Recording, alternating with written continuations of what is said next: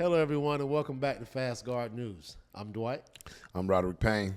and today we want to talk to you about why security is an investment and not a cost.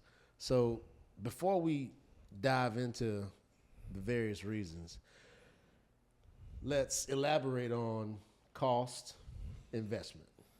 Right? So, cost is just money leaving that you're never going to see a return on. An investment is something that you put money into and you get a return Back. some sort of value, some sort of return on investment that is worth more than what you put out. So elaborate on how I think the security is an unfortunate investment. thing is like the people that work for the bomb squad, they don't really get a pat on the back or get their name put in the paper for the bombs that didn't go off, right? But they'll get the nasty gram or get their name put out in a nasty way if a bomb does go off. Okay. So what security does is diffuse bombs constantly. Security is Little figurative bump. figurative bombs. Security is a deterrent. Security is because I seen this guard with his pants bloused and he looks like he does 200 push-ups a day. I'm probably not going to go in that place. I'm going to go over here. You don't know. The criminal mind is based on, we talk about it all the time, it's based on opportunity. So you're dealing with a bunch of people that are looking for fortuitous locations to come in and try to hurt somebody. This is why active shooters look for schools, elementary schools, smaller schools, charter schools, schools with maybe Easier only targets. Yeah, the easier soft targets. They don't want to go into a location where people are actually going to fight back. So deterrent security is a huge deterrent. Security is it's going to take that criminal behavior and kind of push it to the side. It's going to have it's going to stop even if you have employees. So say if you're operating a Walgreens or a Walmart, Right. if you have security walking around throughout the store, say if there's employees that might be bumping heads with somebody, or say if there's a customer that wants to get irate, when you see a security guard walk up, they're properly dressed, they look like they know what they got going on, and they got command presence, they're articulate, they come up. People don't want to get involved in that. I know when I go to nightclubs and I see them, they got them boys that can't really buckle their collar, they look like they got the biggest shirt that you can get, and they can't really buckle them thick neck boys. I'm on my best behavior.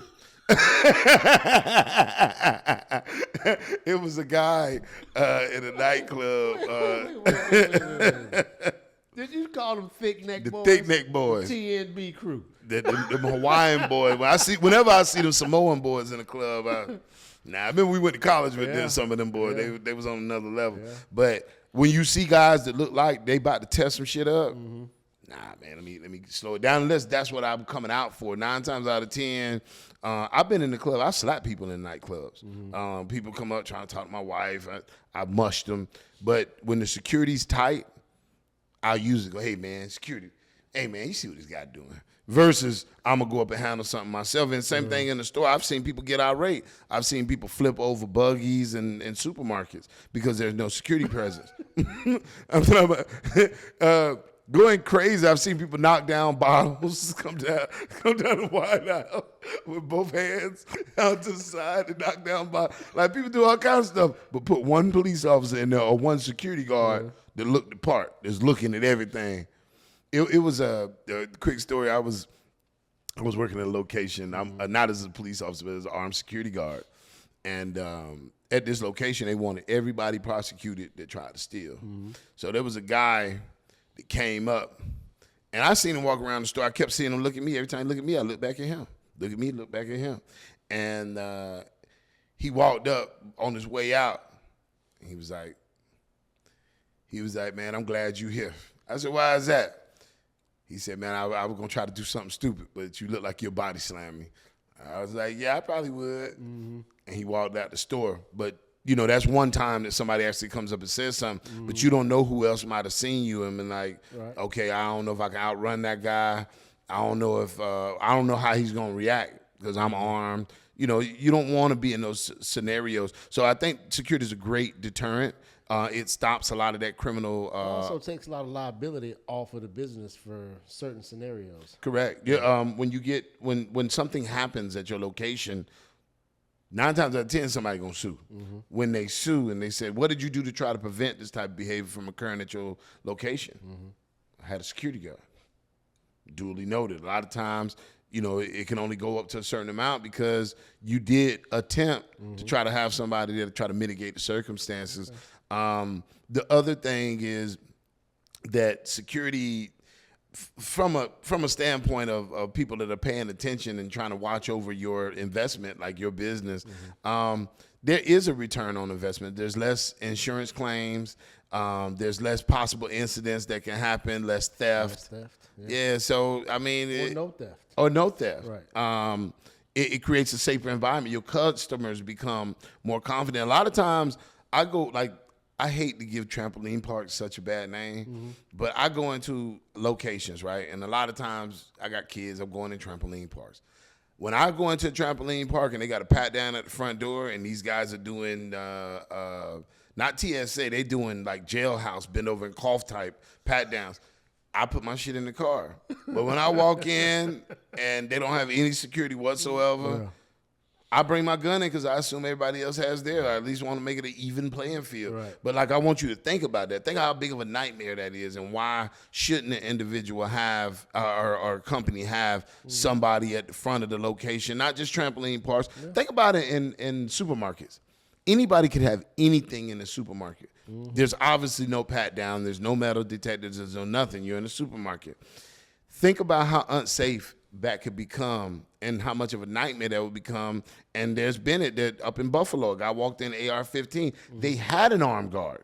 He was the first one that took a shot. Yeah, he tried. He tried. Yeah. So, think of how that guy just basically came and killed the guard, killed several other people. But imagine if they didn't have a guard there. Think of the lawsuit that came with that. Think of all them people that lost their life, the big lawsuits that come with that. Probably $1 billion for a little bitty supermarket. So, yeah, at least they had somebody there that attempted. I think he was a retired police officer. He took out his weapon, tried to fire. This guy had body armor on from head to toe. Wow. So some things can't be prevented, but the things that can, at least a security guard, is if he can prevent them or if he could deter them, that's what you want. We had a client in California that I'm sure can attest to cost versus value scenario where his business was being burglarized on a consistent basis. They were opening up his drywall and stealing copper out of the walls. You know who I'm talking about. Yeah.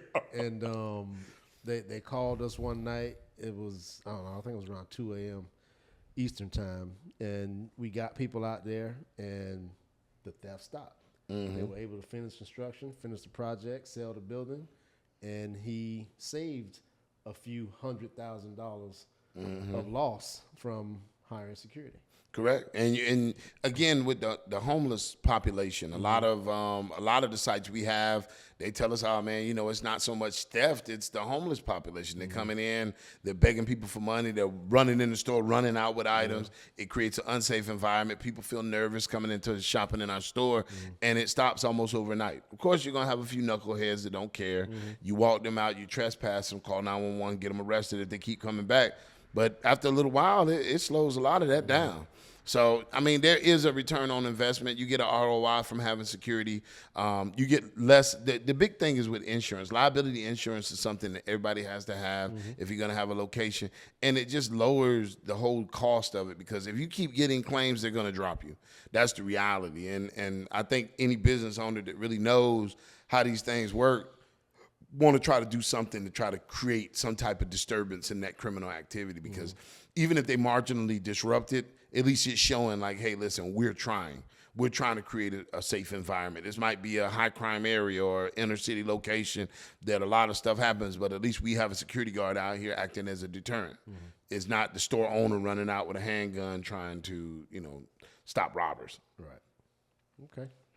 Well, if you guys are looking to get a return on your investment by hiring security, you can reach us at 844-25-GUARD and also online at www.fastguardservice.com.